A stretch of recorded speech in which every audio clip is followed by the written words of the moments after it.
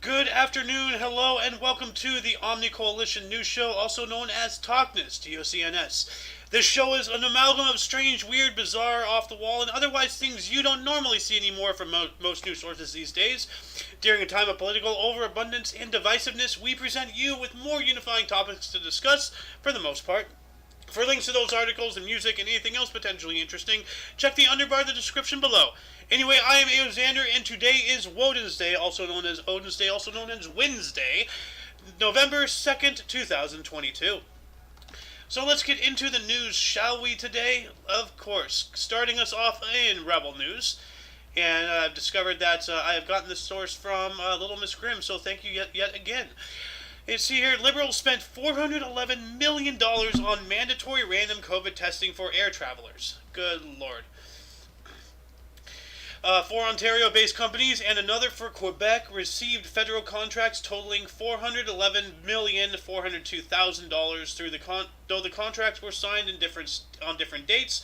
They were all terminated on October 31st, 2022, or 2 days ago. Data on the cost of testing services awarded through competitive bidding processes were divulged in a response to an order paper question posted by Conservative MP for Calgary Nose Hill Michael Rempel Gardner.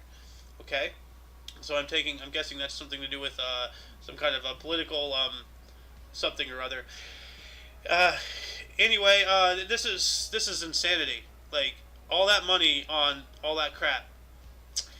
You know, when they knew going into it was all BS. You know, that's why I keep telling people. You know, I keep talking to my dad about this. It's like, oh well, they won't do that. The money. They don't care about the money. They are the money. Where do you think the money comes from? Them. They're like, the people in control of all the stuff. Like, ay. People have got to just start, waking up and, seeing reality for what it is. Anyway, let's move on up here. Oops, I did not mean to do that. History. Oh, not that one. Well, okay. I guess that one's lost now. Anyway, moving on, more from Rebel News. Anne Hathaway suggested that abortion can be another word for mercy. What? Because Anne Hathaway, most famous for her role in The Devil Wears Prada, took to The View to advocate for the right for women to have abortions. Here we go. You know what? I'm not even going to read the rest of this. This is just going to be stupid and going to piss me off. So if you want, I'm going to start adding these links into the underbar, the description right now, because I forgot to do that. Anyway, let's see here. Let's move on up here. More from Rebel News. Johns Hopkins University recorded alarming increase in violent crime around campus. Oh, what a surprise. Johns Hopkins University has recorded a sharp increase in serious violent crimes near its campuses in Baltimore. The university, which stands as the oldest research university in the United States, recorded 6 armed robberies at its Hollywood campus and 1 near its Peabody campus. 2 of the incidents were recorded as abduction attempts. The alarming incidents occurred between October 6th and October 27th, said Branville Barr, the university's vice president of public safety, in a letter to the school community. Quote, "These acts of violence tear at the fabric of our community, and the university is working to support the victims, increase our public safety presence in the area, and assist the Baltimore Police Department in its investigations, which are ongoing," end quote. Brad had wrote, noting that 2 members of the Johns Hopkins community fell victim to especially brazen and disturbing incidents. Well, this is what happens when you have gun-free zones. This is what happens when you defund the police. This is what happens when you push more extremist, far leftist, radical ideologies, into people. This is what happens, when you have the mental process of, if you're not with me, you're against me, and if you're against me, I have to act against you violently. Look at all the mostly peaceful protests. Look at everything involving any confrontation between the left and the right. I wouldn't even say anything even starts from the right. Maybe 1 or 2, but the overwhelming majority, if not all, of confrontation always starts from the left, because they are unwilling to even comprehend the aspect that the world is not what they think it is, and anybody who says otherwise against their belief, no, they have to be canceled. They have to be gone after. They have to be ridiculed and pariahed and run off the streets. if you stop with all this leftist insanity, then things will get a lot more peaceful. I tell you that much. I guarantee you that much. So, let's add this into the underbar here. Let's move on up here. More from Rebel News. Ontario woman arrested for protesting outside drag queen event involving children at church. Good God Almighty! Here we go again. This lady, was she the one who got arrested? On last night's episode of the Ezra Levette Show, guest host David Menzies examined the story of a woman who was recently arrested in Gravenhurst, Ontario, for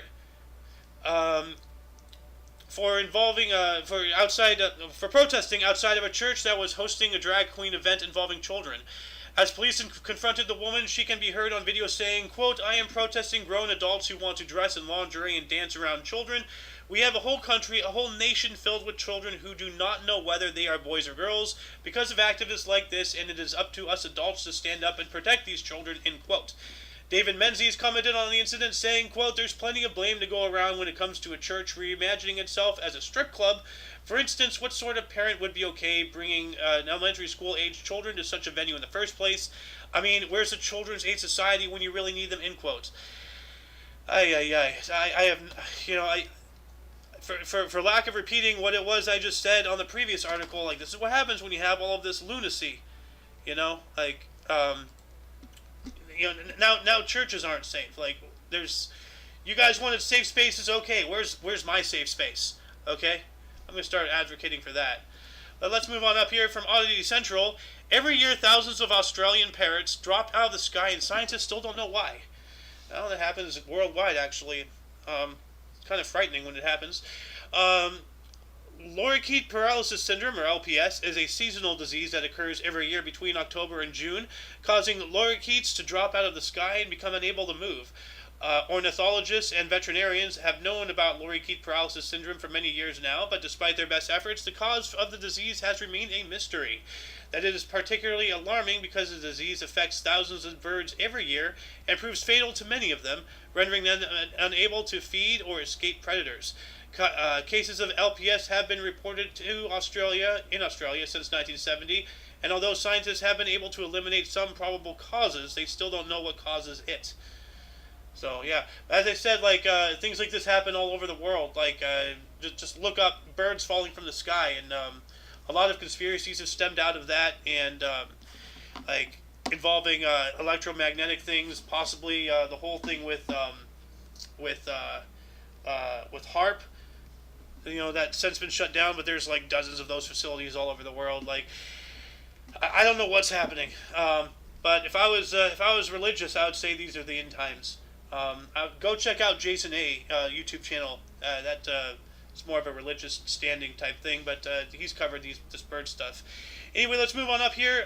More from Oddity Central. Brazil's loyalty inspectors will hit on clients' husbands to test their faithfulness. This sounds like Troll Trace from South Park.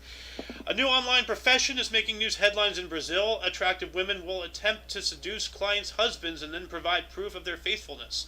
Brazilian loyalty inspectors have become very popular on social networks like TikTok and Instagram. They are usually young, attractive women who charge between 20 reals, $4, and 150 reals, $30, to test men's loyalty to their wives or girlfriends online, and then provide proof to their clients. Testing usually involves sliding into their target's DMs, approaching them on WhatsApp, or simply pretending to have obtained their contacts from a mutual acquaintance. They take screenshots of conversations with their marks, any photos that they send, and then send them all to their partners as proof of their loyalty or lack thereof. Well, this sounds like a setup. If you're going to put the bait out there and try to give them a reason to do that, then what do you expect? And why aren't they doing this for the men who believe in fidelity in their women? Why is this all targeted at men? That's very sexist. Disgusting. Absolutely disgusting. This is just awful, and whoever's behind this needs to be no longer allowed to do this shit. This is ridiculous. So, and let's see here. More from Oddity Central. Elderly lioness grows mane, baffles zookeepers, and this is not supposed to happen. An 18-year-old lioness has baffled staff at a zoo in Kansas after growing an awkward teenage mane after the pride's last male lion passed away. Sounds like it's transitioning. Looking at Ziri, you'd think she was a young lion growing his mane for the first time, but she's actually an 18-year-old female. That makes the mane around her neck really unusual, with only a handful of similar cases reported in the past. The lioness reported starting growing a mane soon after the last male lion at Topeka Zoo in Kansas passed away in October of 2020, so it was about 2 years ago. Although zookeepers don't believe there is any connection between the lack of a male lion and Zuri's mane, they do admit that the lioness has gotten feistier since growing new fur, growling, snarling, and roaring more often than before. So yeah, so she's taking control, of the pride. Without a male, somebody has to, and like the lionesses are the ones that do all the work and everything. They hunt and they take care of the kids and all that stuff, and the male lions, all they do is fight each other and help the females make new lions. But I mean, there is a hierarchy, and in the big cat kingdom, with the lions at least, the males are the head honchos, and it seems that without one of these lions has become a Bruce Jenner. So, although reverse. Anyway, let's see here. Moving on up to the Mirror. It says here, girl throws a message in a bottle over the fence of Manston migrant facility begging for help. A young girl being held at the Manston Migrant Processing Center has thrown a message in a bottle over a fence begging for help. The letter describes the conditions at the center in Kent as a prison and claimed there were pregnant women and sick detainees at the facility. The young girl threw a bottle with their message over the perimeter fence on Wednesday, which was picked up by a Pennsylvania news agency photographer. Pennsylvania, right? I think. It comes as hundreds of people are thought to have been moved out of the disused airfield site near Ramsgate amid concerns it has become dangerously overcrowded. Okay, no, this is UK, so wherever PA is. This is just awful. I don't know how many times I'm gonna be saying, oh, this awful, that's awful. Those are awful, these are awful. They're just horrible stuff. I can't even begin to explain what's going in my mind without, like getting shadow banned or outright deleted off YouTube. But yeah. And of course, as I failed to mention before, if you want to read any more of these, I'm adding these into the underbar right now slowly. So let's see, save. There we go. So you should see them now. Because I want to give web traffic to my sources here, so I'm not going to read the entire article every time. So let's go on up here. More from the Mirror. Cops to dig up land after daughter claimed her dad had killed 70 women and made her dump the bodies. Police are to begin a dig of land surrounding a family home after a woman said her dad had murdered up to 70 women and made her hide the bodies. Lucy Studley claimed her late father, Donald Dean Studley, had been a serial killer for several decades. In a shocking interview with Newsweek late last month, she told the magazine that he had forced her and her siblings to help transport dozens of human remains across farmland near the property in Iowa in the U.S. before depositing them down a nearby well. The victims are claimed to have been women from the local area, many of them sex workers. Oh no, another Jack the Ripper. Here we go. So, yeah.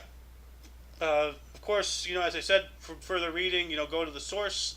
Everything's in chronological order. At least it will be, because I accidentally deleted a couple of tabs, so I gotta go through things and find those links once again.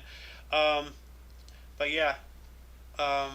It says here, an excavation back in 2007 cost $300,000, turning up no results, but the new dig recovered ground that previously was not covered by the police. Alright, so let's see here. Moving on up into UPI. Parade of 122 hearses broke Guinness World Record. I truly hope they do not have cargo. A trade expo for the federal industry in South Africa broke an unusual Guinness World Record when 122 hearses participated in a parade. The Funarix Africa Expo gathered the vehicles at the Kyalami Grand Prix circuit track in Sandton to break the Guinness World Record for largest parade of hearses, Organizers said there were 123 hearses at the events, but one failed to start due to technical problems. The hearses involved in the parade ranged from decades-old black cars to the newer white models. And there is a video of here. Oh wow! So a motorcycle hearse, and then a bunch of vans, and I would not expect any of these to be hearses. Like this one here coming up, that's a traditional right there. But all these other things just look like, normal vehicles. Another motorcycle hearse. Yeah. Oh. Man, I would not expect any of these to be hearses. Why is this a hearse? How would you get a body in there? That looks so short. I mean, I guess if that's a hearse for children or, short people or something. Anyway, did I put this in here? Yes, I did. Okay. And in our last story of the day, one more from UPI. Pranksters transformed Ohio sculpture into scene from E.T. A sculpture outside of an Ohio Arts Center was transformed into a scene from E.T. the Extraterrestrial by unknown pranksters, officials said. Officials with the Fitness Center for Creative Arts in Hamilton said they arrived at the facility this week to find the sculpture First Ride, which depicts a young boy riding a bicycle with the help of his father, had been redecorated to recreate a scene from the 1982 Steven Spielberg film. So I see here, I saw the legs here, and that's, one of the scientists trying to capture him. That's really cool. Let's see, the boy was dressed up like Elliot, played by Henry Thomas in the film, and a homemade E.T. in a milk crate was affixed to the handlebars. The father was dressed in a hazmat suit, representing the government agents who pursued the boy and his extraterrestrial friend. So for further reading, as I said before, you'll go to the link. I'm posting it right now. So yeah. But that shall be it for TOCNS today. Once again, actually, let's see, where's my script? That is not the script. This is the script. You can check the underbar of the description for any links you may be interested in. For your dose of different, odd, and otherwise unknown news, we stream Monday, Wednesday, and Friday at 2 p.m. Pacific Time. For all of you and all of us, I am A.O. Xander, and thank you, Scott Martin and Hippie Fukin, for joining us. I appreciate your comments and your views. Anyway, until you catch us on Friday, or if you're interested in history, you can check our history show. Streams every day at 10 o'clock in the morning Pacific Time. Whatever you do, until next time you see us, don't forget to look right and left at every intersection, rate 5 thumbs, and subscribe. Until then,